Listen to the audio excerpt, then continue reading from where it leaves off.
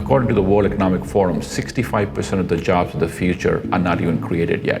Which sounds exciting, but iCode CEO Abid Abedi states that by 2030 there will also be a global shortage of 85 million people with technical talent. We have a massive crisis. The problem looks to be a simple one of supply and demand, but iCode says it's more than that.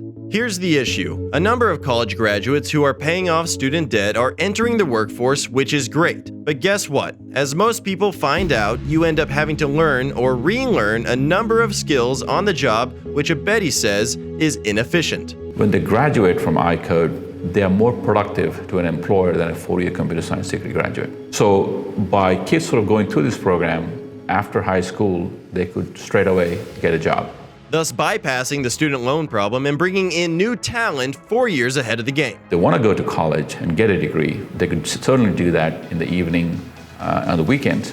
Either they will make enough money to pay the fees, or the employer can subsidize or pay for their fees. It's essentially the trade school of today, says Abedi. So alongside plumbers and electricians, you now also have coders and programmers.